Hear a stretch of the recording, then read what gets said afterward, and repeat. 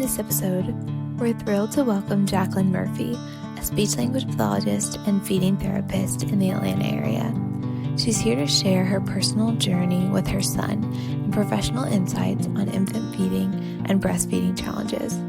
Jacqueline opens up about becoming a mom and perhaps knowing too much, which led to some unexpected moments with her son. We're so excited to have Jacqueline. Thank you, Jacqueline, for being here, and enjoy. Hey, Abby. Hi, Catherine. How are you? I'm well. How are you? Good. Hey, guys. Hey, Jacqueline. All right, so we have a guest. Abby, would you please introduce her? Yes. So we have Jacqueline Murphy from Atlanta Speech and Feeding today. She's a speech language pathologist and a infant feeding specialist and lactation counselor. And she just really specializes in all things dysphagia or feeding issues for babies, even starting solids. So, and then she's a mom of one herself. So we're excited to hear her feeding journey today. Yes, I'm so excited to be here. I love what you guys are doing. When I saw the post about this podcast, I was like, I definitely want to do it because I just so believe in the mission of normalizing different types of feeding journeys and how you can maybe struggle a little bit at the beginning or a lot and get the support you need and still typically meet your goals. And I would say that that's normal with my patients and with my friends, because in your early 30s all your friends are having babies too, and seeing that like almost everybody has a hard time at the beginning, especially with breastfeeding, but with bottle feeding too, and having that become kind of more common knowledge that it can be challenging and then it can be fine, can help alleviate some of that initial like significant anxiety and fear that people have about adjusting their expectations to what they thought it was going to be like. So I'm super happy to be here and talk about what happened with me. Yeah, we're so happy to have you.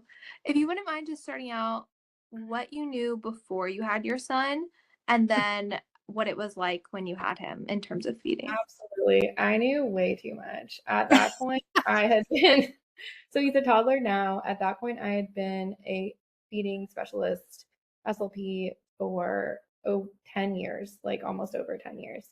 And so I had been working at mostly a high volume clinic where I was seeing around 50 patients a week. And so I was seeing a lot of different babies. I was getting a lot of great experience from like babies who were, just needed like a couple sessions to figure things out, to like really significant, a lot of like birth entries and all of that. So I knew way too much. I knew what to be afraid of and what to worry about. And I, at that point too, had become trained in oral ties and done a lot of extensive continuing ed in that space too around then, kind of like before I got pregnant, early pregnancy. So I was like, okay, he's definitely going to have a tongue tie. And I was all ready for that, but he didn't. They always surprise us. Spoiler, Yeah. I was like, I do, my husband does, we never needed a release or anything, but I was kind of like had that in my mind, like, okay, we're gonna like be going over to our local release providers. I have a plan, it'll be fine. I've done all these CEs. And then that wasn't our problem. But tell us what it was like. I think our early feeding and early breastfeeding was really impacted by our birth. As we know, that can happen. And so I had like a pelvic surgery as a kid, and I knew that it was highly likely that I was going to need to have a C-section, but I still wanted to give it a whirl. And I had an amazing team that was like the best support ever. And so I was ultimately really happy with how it turned out, but because I had at that point been working, with a lot of families who had been struggling with the impacts of birth injuries and HIE and a lot of those, longer term consequences. So because we didn't end up with that, I was just like, okay, it's a win. But long story short, I had been in the hospital for a week. I, had been in labor for days. It was just, and which ultimately ended in a C-section. And I was basically hallucinating. So we didn't get our golden hour. My dog was literally walking around the room like in my mind. It was crazy. Oh, Like wait. it was So the wild. hallucinations, were those based on what, do you know what the cause of that? So I think it was just from being awake for like 3.5 days and Oh, not yeah. really like getting any food because you're not Oh. allowed to eat, during that before you might have surgery. Mhm. So it was just like I couldn't really participate in the golden hour as I had hoped. Your body was just, you were in recovery mode. Like delirious, like straight up delirious. And so my son was never in distress. That was the goal for me personally. But I was in distress, like mainly mentally, physically, Yeah. just from being like awake and all of that. A lot So to go through. I had hoped to get that beautiful golden hour experience, and then that didn't happen. And then just the fatigue of everything I went through, I certainly was not, offering the breast frequently enough, even though I knew that was what I needed to do. But it's so different when you're in the mindset of like Oh yeah. in Oh, labor for however many days. Yeah. out of it. I was out of it. And so that was part of our issues. I did know that I needed to start pumping. He was very sleepy. I was very sleepy. So I did start pumping like day 2, I think. Because I was like, we need to, do some syringe feeding, some spoon feeding. I don't know what would have happened if I hadn't done that. And nobody came. Like And no nobody one was telling you like, oh my gosh, be worried about your supply. You just knew because of your I work. already knew that. Yeah, it would have been a total disaster if I hadn't like come in knowing things. Because lactation didn't come by. Like they didn't check on me. Mhm. And so until, like day 4 or something, until I kind of demanded and had my husband go to the nurse's station and be like, hey, where's lactation? Like, we need some support. And so, and I also like, I had my pump, I had everything sterilized, I had a whole backup plan, I had syringes, I had some spoons to do spoon feeding. I like was all ready with all my stuff because I knew, sometimes we need a little nudge in the early days. And who knows if they're going to bring that stuff like stat when you need it. Yeah. Yeah. Could And you go a little oh yeah, go ahead, Catherine. could you go a little bit more into the syringe and spoon feeding? Like, Oh, absolutely. So we know with our sleepy babies, we need to kind of help them with the colostrum if they're not latching and they're just falling asleep and doing like basically nothing in the early days, but we don't want them to maybe get a bottle preference, which like at that point is debatable. They're so reflexive. It's like, unless you're giving them the really fast flow nipple that they hand out to you in the hospital, which nobody should use, that's an aside. I also brought my own bottles just in case with the super slow flow. I brought like an ultra nipple. I was like ready. And so if you don't want to do that and you want to nudge things along, you can, give 10 ml, 5 ml, the first few days, every couple of hours to try to help baby become awake enough to feed better, because otherwise it starts becoming kind of a downward spiral. And then they're saying you need to supplement. And when we say this, we're saying like you're collecting that colostrum during this time, and which a lot of moms I think aren't prepared to do either. So another plug for like just getting some basic knowledge before, because then if you're in this situation and your baby's sleepy, you're sleepy, you at least kind of know like, oh, I'm supposed to do this. Yeah. I'm supposed to be at least getting them a little bit, and you're not just having to rely on what the doctors are saying, They're not saying anything. Like nobody even came to tell me anything.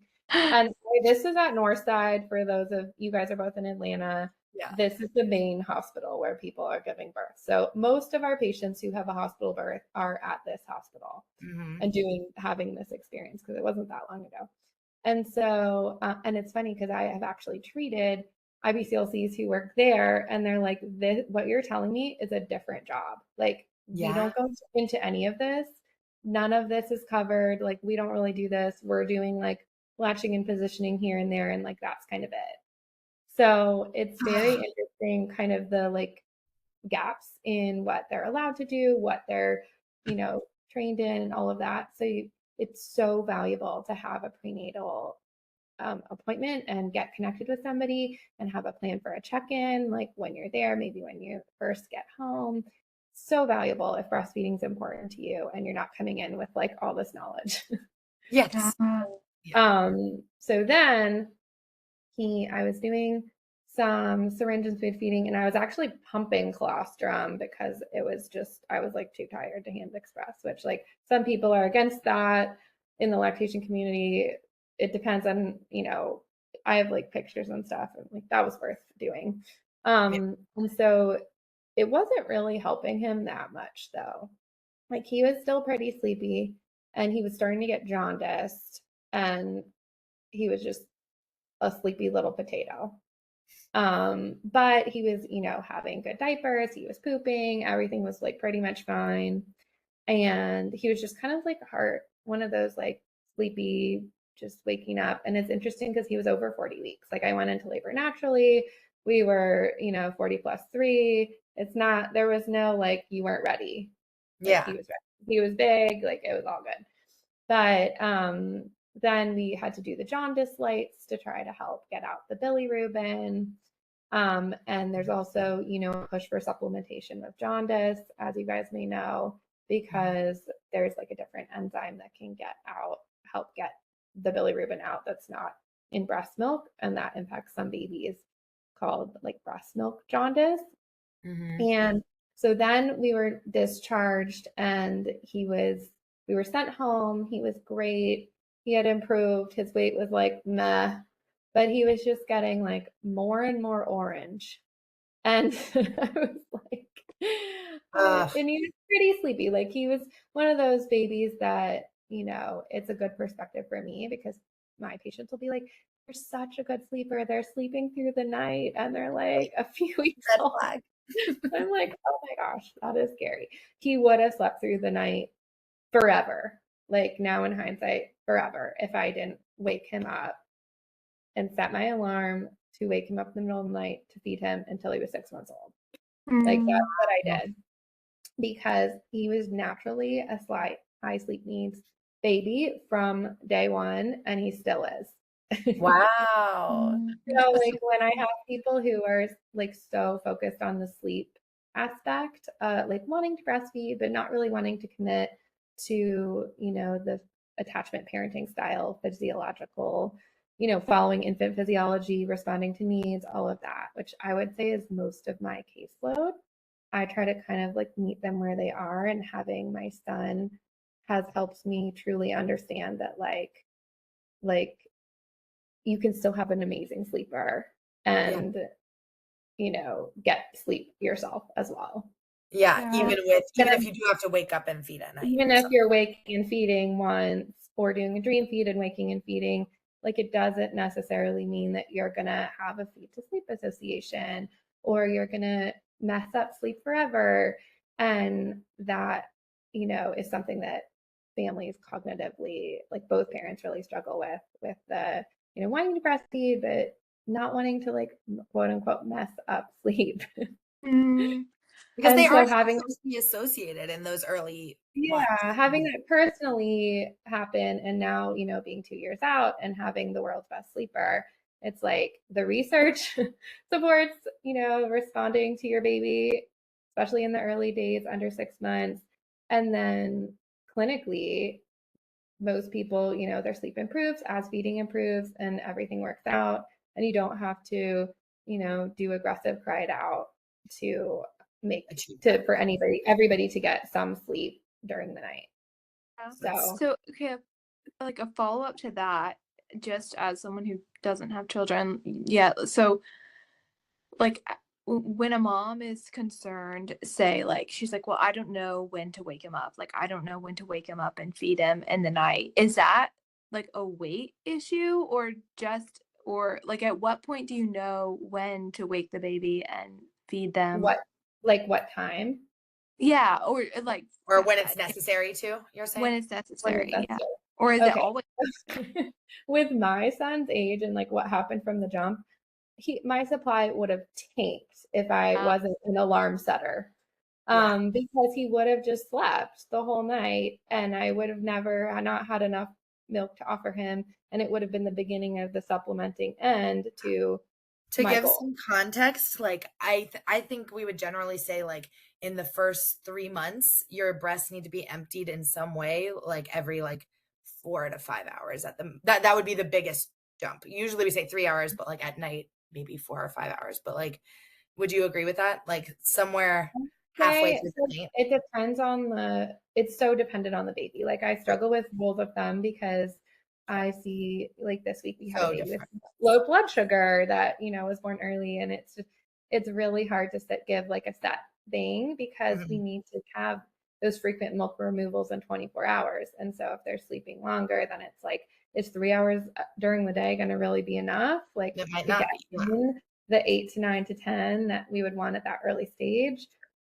for longer term goals, it may not be. We may need to go more frequent during the day. But I will say that my goal for like parent sanity is to get Get it people 4 hours, as 5 quickly hours. as possible to the overnight, like split the night 4 and 4 or 4.5 and 4 Exactly. or 5 and 4, like as they get, closer to But 12 weeks. but to know, I like your point, like to know if you are doing those would be considered big chunks at night. So then you might need to feed more frequently during the day. You would probably Yeah. need to get in more during the day, both for your supply maintenance and to be able to have baby gain weight appropriately. Now, there's always exceptions. There's always moms that have like a really big oversupply and can get away with the less frequent. And that's great for them, but that's not But the it's average. not typical. But I like that you're sharing this from your story because it's like, yeah, Yeah, my baby was a great sleeper, but no, I actually still need I to worry about my I set supply. my alarm and Yeah. I was like, this is not going to work for you Yeah. to be sleeping the whole night at 3 weeks old. Yeah. Literally 2 weeks old is when I started the alarm setting Yeah. because he was so jaundiced. So then Yeah.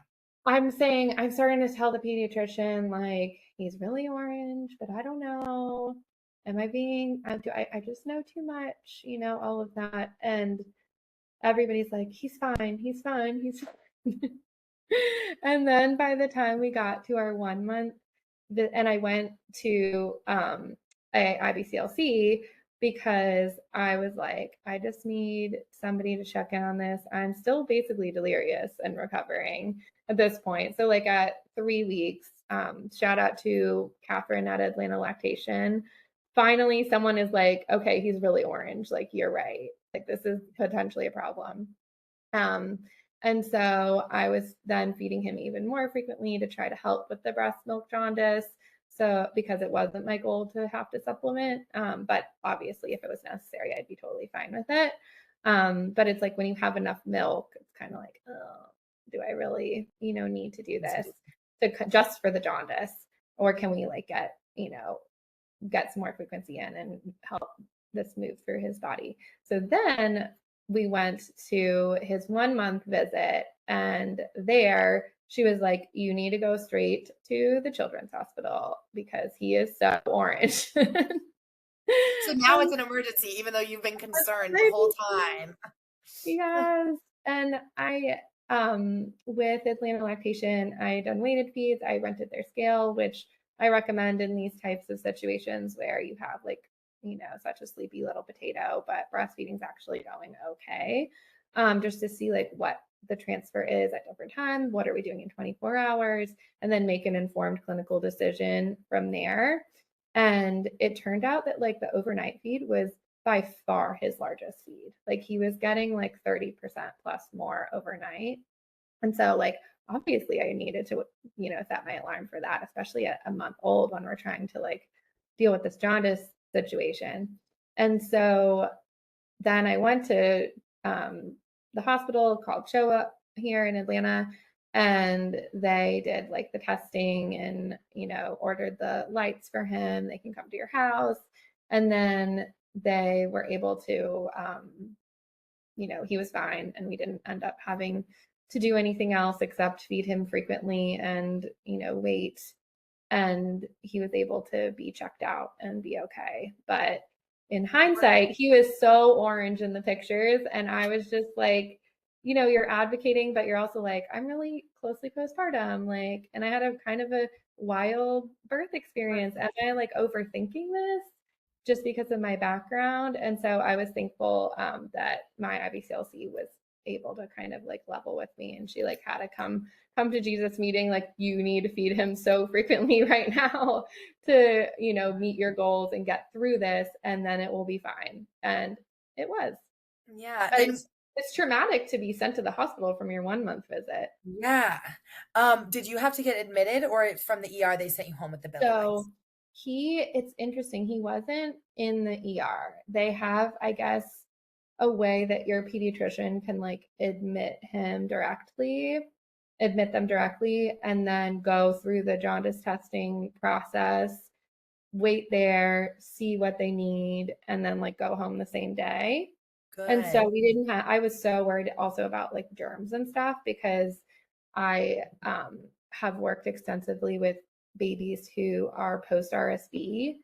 And so this was in December. He was born in November. And so that's like prime RSV season. And so even like healthy term babies, getting a really significant bout of RSV, ending up on a feeding tube, all of that.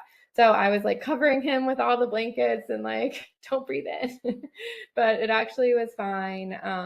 And it was, really stressful to go through that, but it ended up being okay. We met our goals. I set my alarm for him so we could get in the frequency.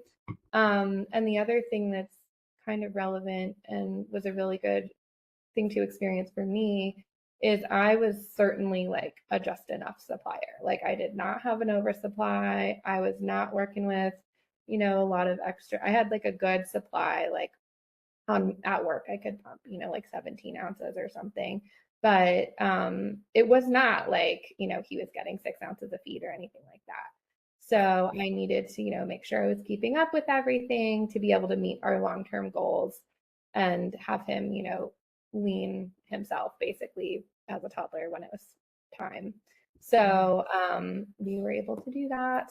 And I just kept thinking like, wow, I'm so glad I know that like usually this works out, or else I'd be catastrophizing in that type of situation. So I think about your story and I'm like, I think even as a feeding therapist going into it, you probably, and I think a lot of our moms like just don't realize like how frequently they really do need to eat in those early days, especially when they're sleepy, because you think like, oh, they're sleeping, they're fine, never wake a sleeping baby. And it's like, no, you like that is have to be, that's not good advice. Like, we have to be waking them up. And not only waking them up, but like any little alertness. I always say, like, I think we did an episode on this where like any alertness in the beginning, like grumpy, that's a good time to feed when they're like on the wake up.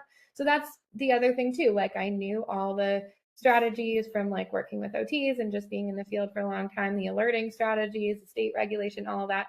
Who knows what would have happened if I, wasn't doing that kind of stuff at that point. I think it would have been harder to meet our goal. Like, I could have seen us having to, pump and bottle feed and, not do the plan that we did, which is totally fine. But I think that, like we were saying before, it's so valuable to have that knowledge beforehand, because you just like don't know what's going to happen. Yeah. Like, I thought he was going to have a tongue tie and that was going to be our problem. And then you learned a whole new, jaundice. It wasn't the problem. And I hadn't really worked with like breast milk jaundice before.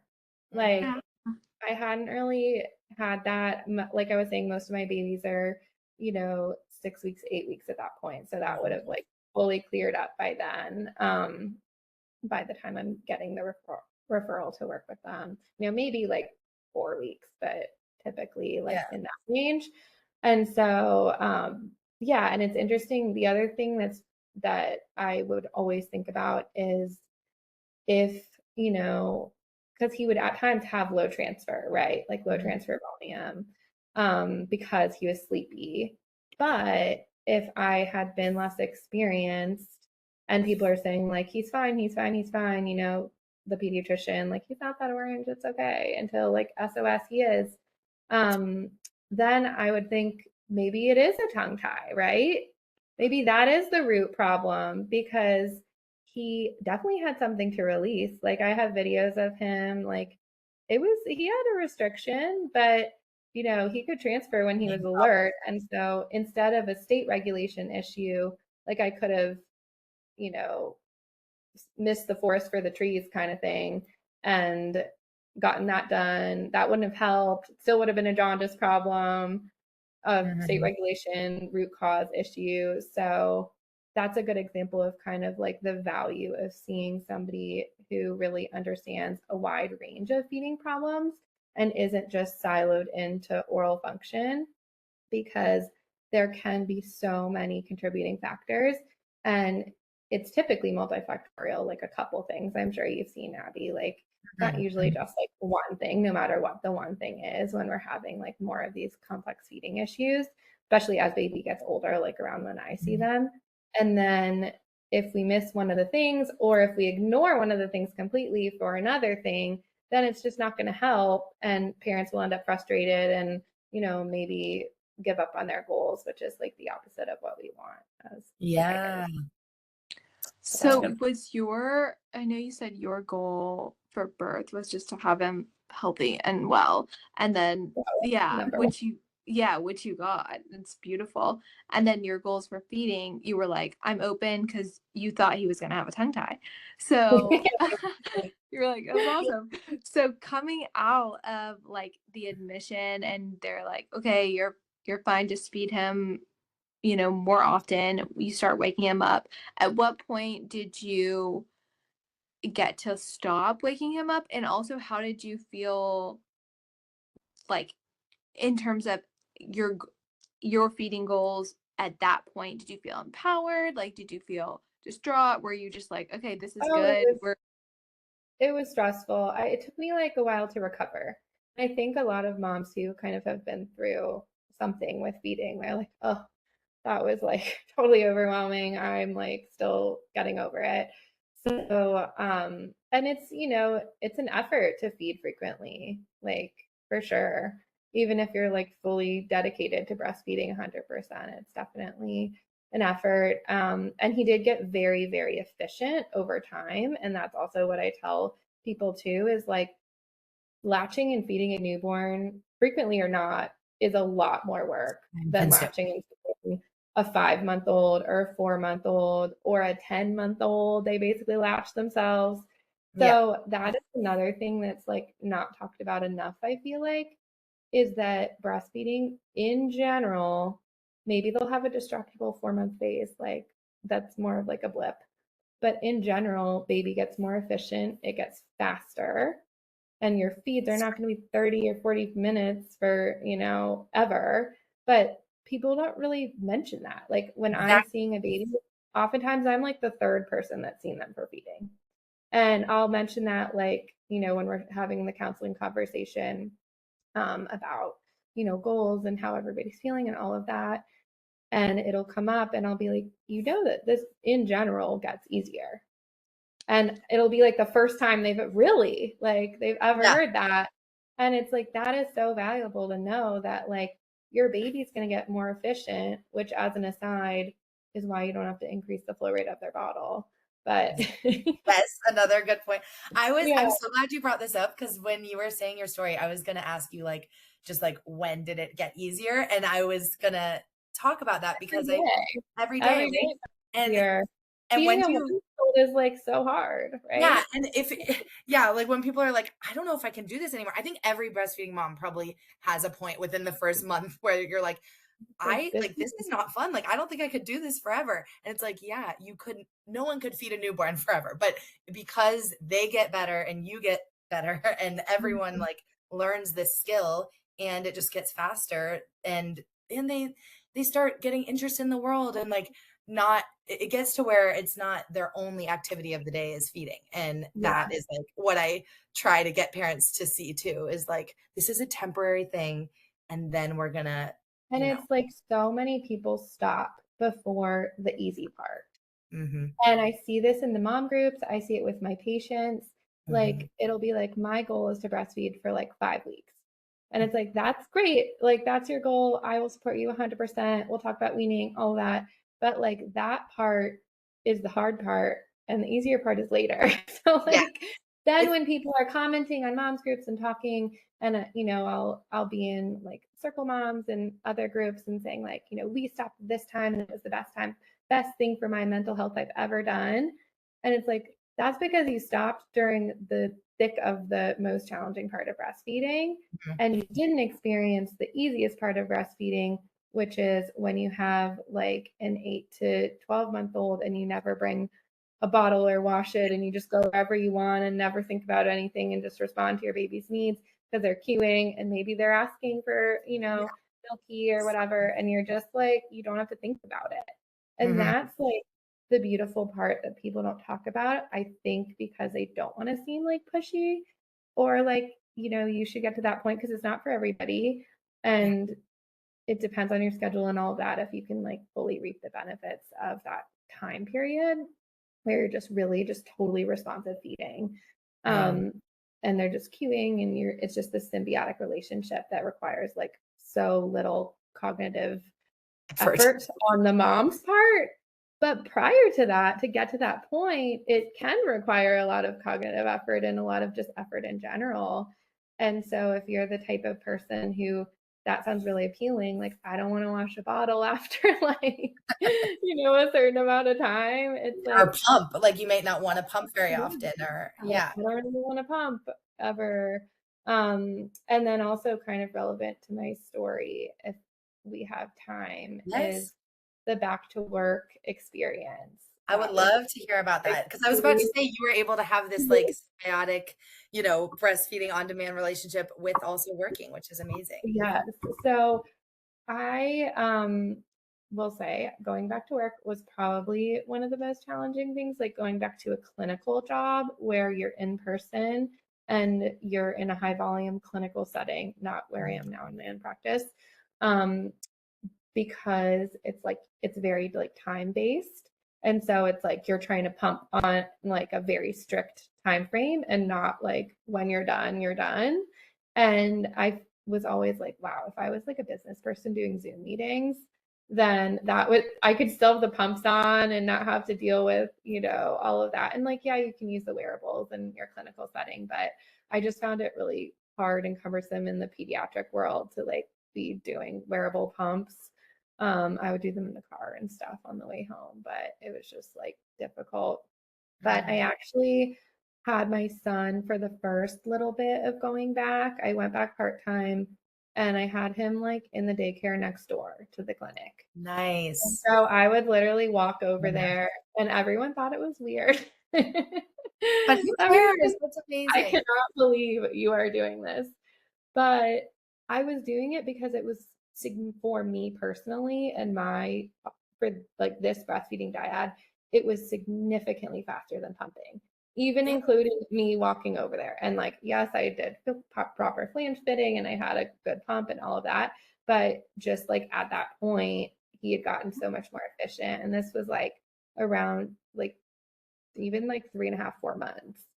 It was still faster for me to just like trot over there, nurse him really quick, trot back. Then it's like at least I knew I would be done. And sometimes with pumping and like the patient slot, because we were in like basically 25-minute, 30-minute rotations. It's like getting the pumps, putting them on, making sure everything's good, making sure like the suction's going and you're not just like sitting there doing nothing. Even with like the fridge hack and all the hacks, like it still was just easier for me to do that. And that's amazing. And amazing that the location worked for you to do that. So and you got that bonding time with your son. Like you got to actually like breastfeed him so many I don't know if I would have like gone back to work if we didn't have that set up. Yeah. Now I will say that was basically a very substandard daycare. And we didn't last long there. And I was bopping in and out. So like it was fine, but it was not my first choice. And then we went to go to shorter days.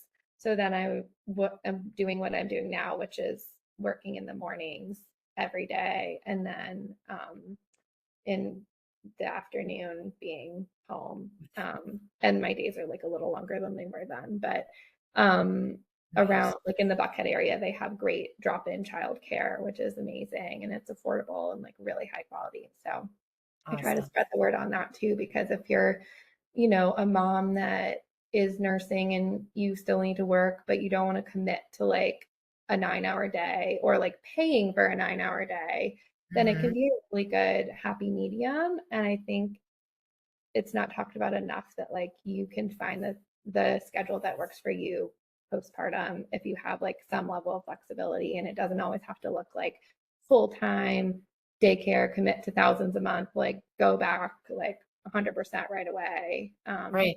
You can kind of think outside the box, like if you are able to.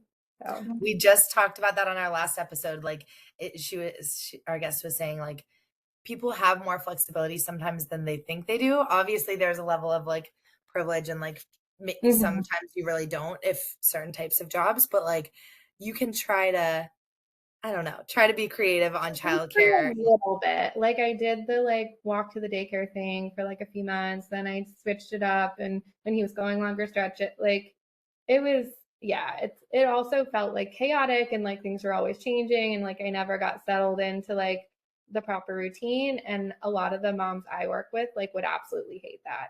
So Right.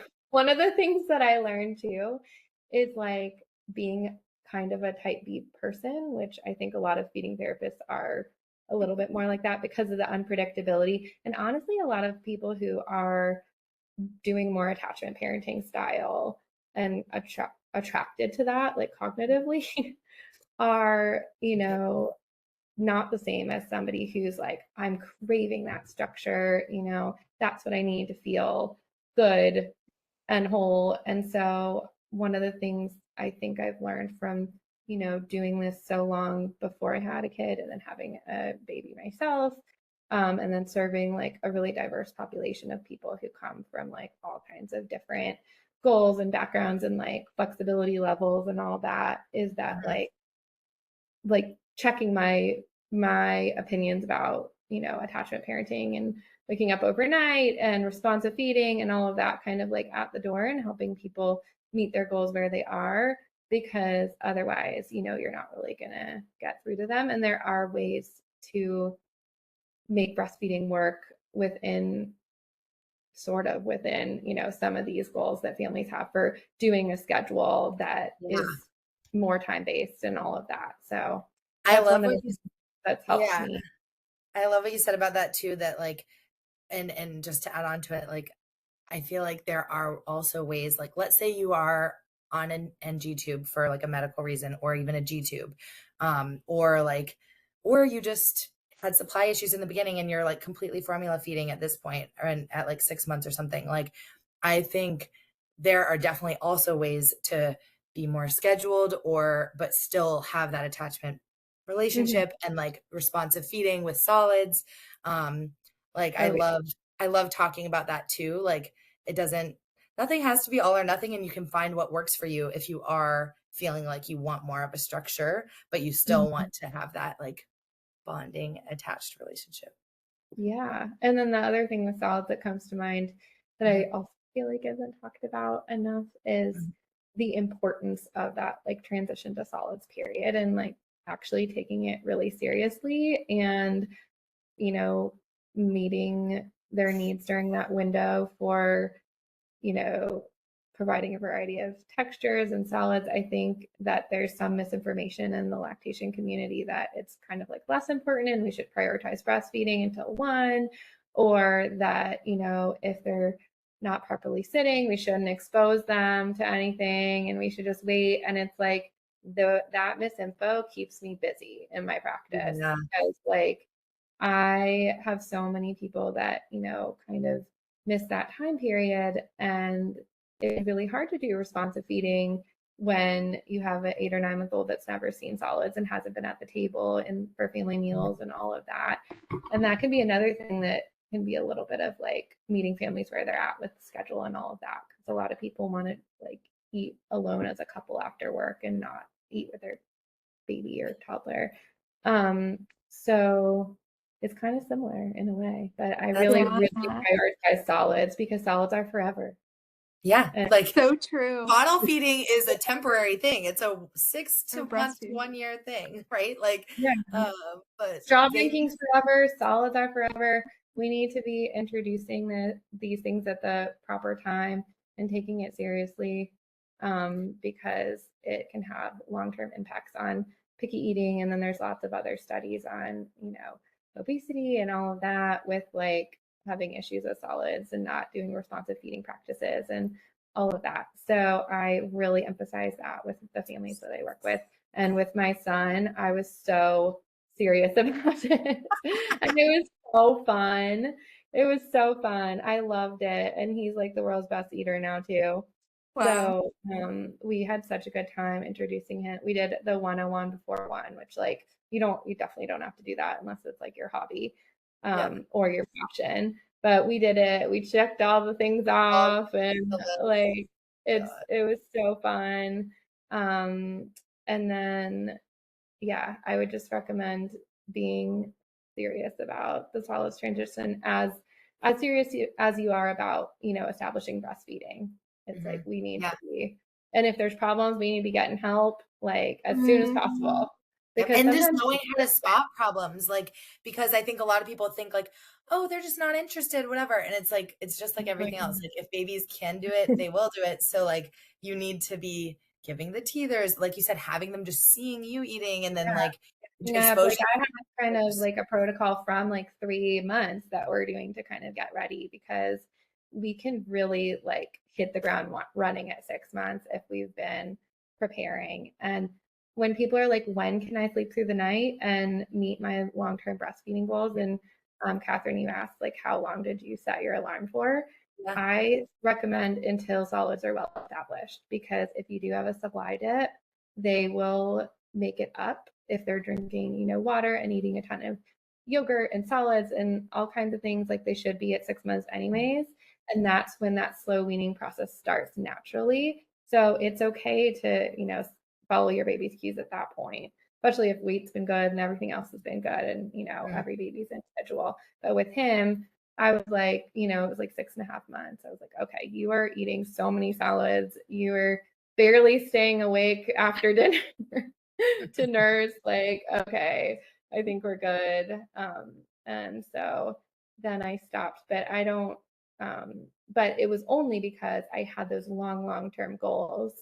And that's not everybody. So it just really depends on what the goal is for mom.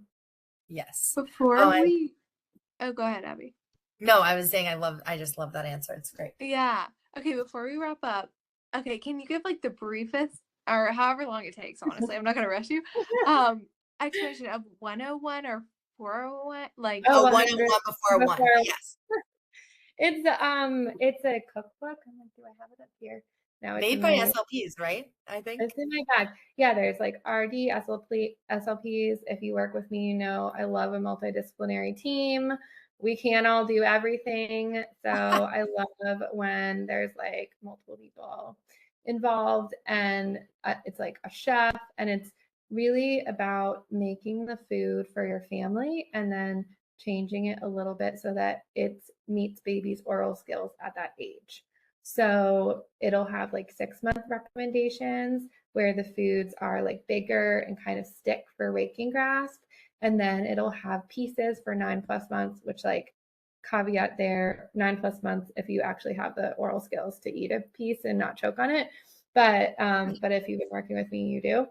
And so then they can pick up the pieces and then they're ready to transition to more like regular table foods at that point. So it's more about like how can we cook food, just one meal for everybody in the family, like baby, toddler, whoever it is. And then at the beginning, it has like a fun little like 101 foods you can check off to expose your baby to a variety of things, including allergen introduction, which is also like critically important.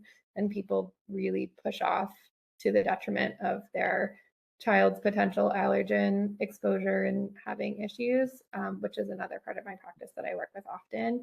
And so I think it's not something you have to do. I don't like when parents are like, I feel pressure to introduce, a million foods.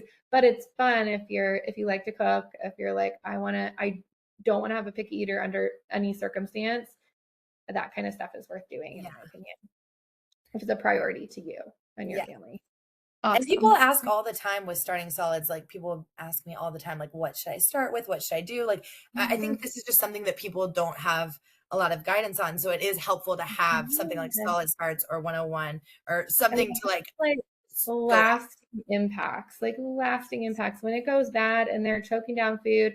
Like I call it like baby-led weaning gone wrong, because it's like we shouldn't be choking down food. And there's all this stuff that's like on social media that's like gagging is normal, choking is normal. But like a parent doesn't know how much gagging and like once in a while, like once but not every bad experience every time they eat is not normal. Then that setting yourself up to have a picky eater long term, which is the opposite of what any parent wants.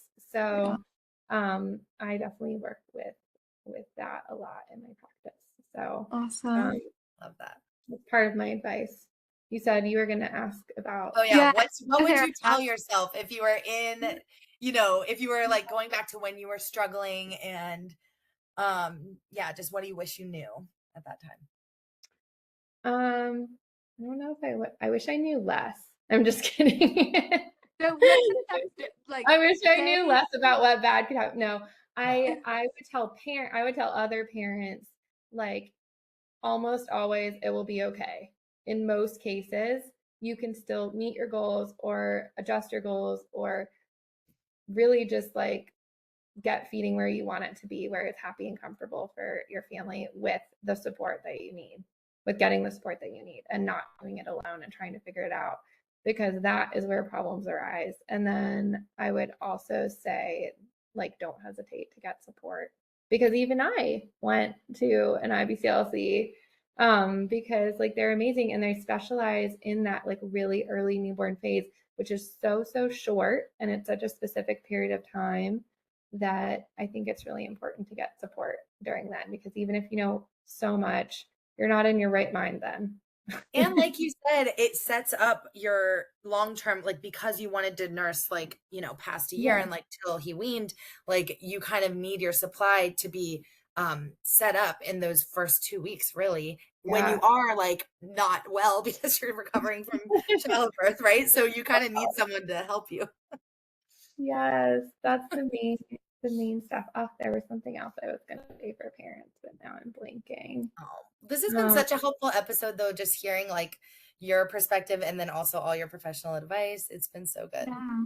And so hopeful too. Like that's such hopeful. Yeah, I remembered it. Okay. Sure. I would want them to just like really, really understand that breastfeeding after 12 weeks gets much easier in general, not for everybody, but in general, it is something that gets easier. And many babies who are like 10 months old can have like a 5 or 6 or 7 minute nursing session. And that's going to be faster than giving a bottle. Oh yeah.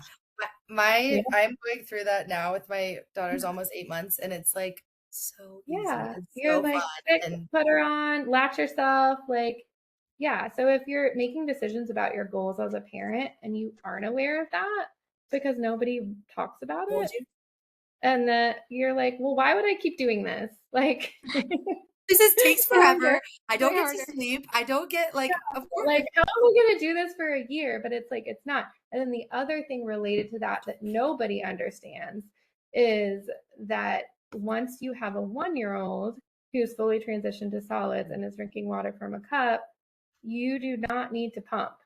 It's amazing. And you still have your supply for whenever you want it. It's maintained because you've been doing it for a year.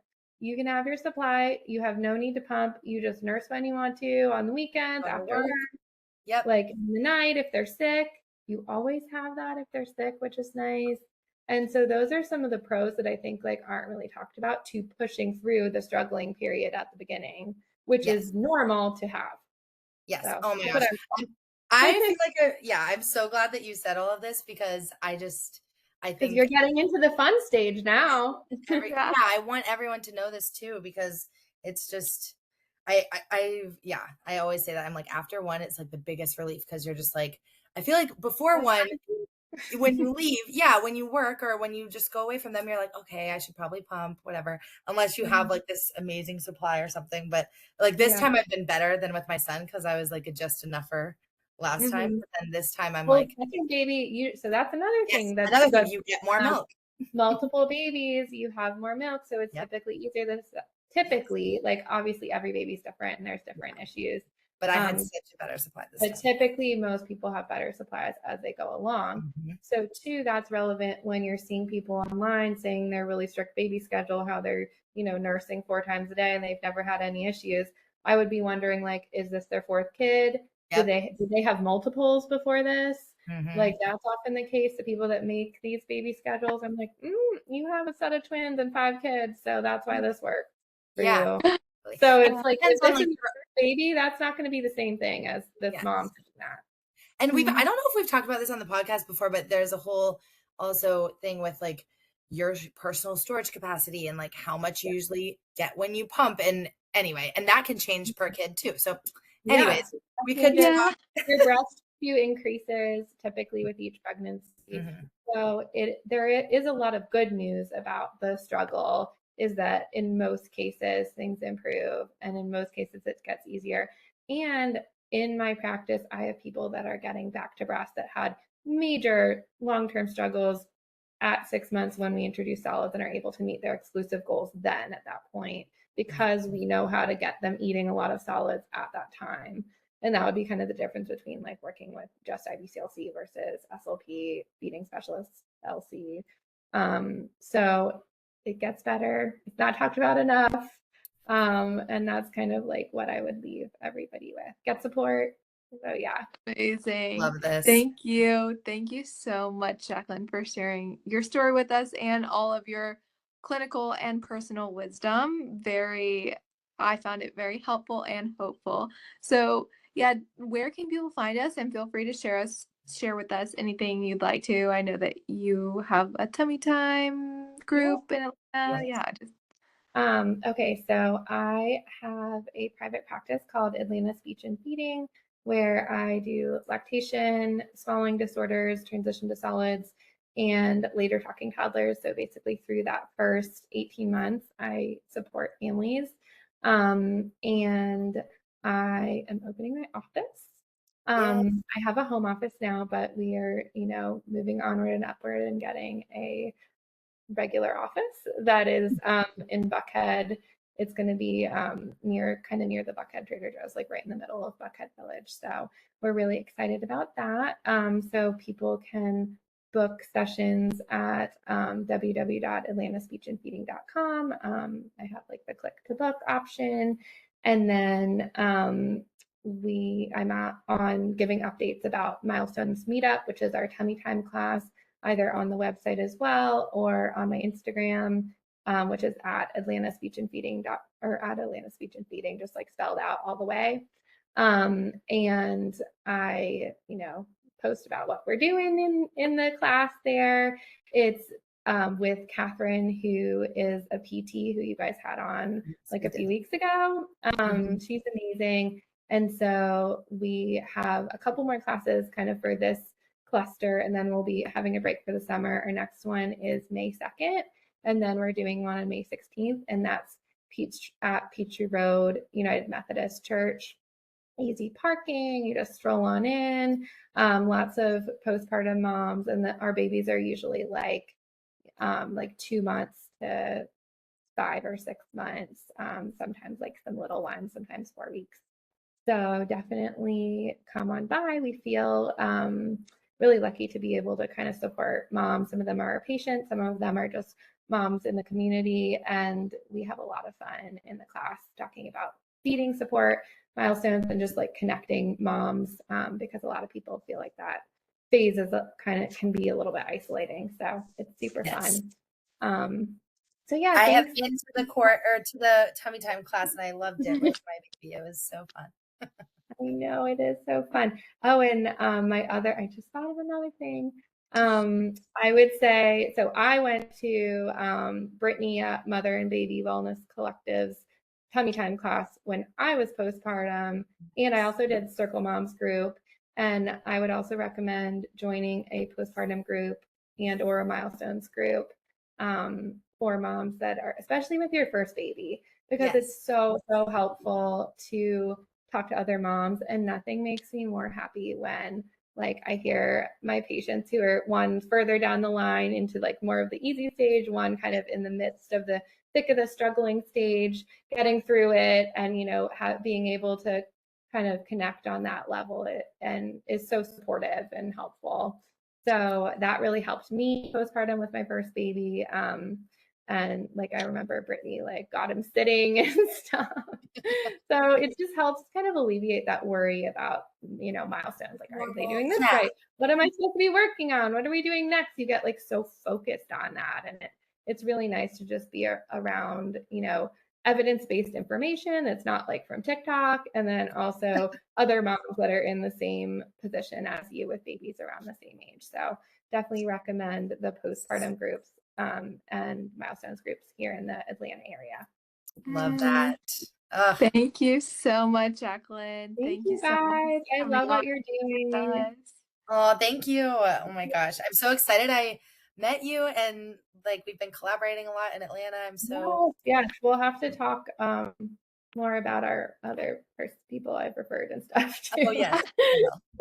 Love it. Okay. All right. Have a great Friday. Bye, guys. Bye. Thank you guys so much for listening. If you are interested in learning more about attachment feeding or have any feedback for us at all, please email us at thefeedinghourpodcast@gmail.com. You can also sign up for our email list in the link in the show notes to be the first to know when a new episode is released. See you next time, and happy feeding.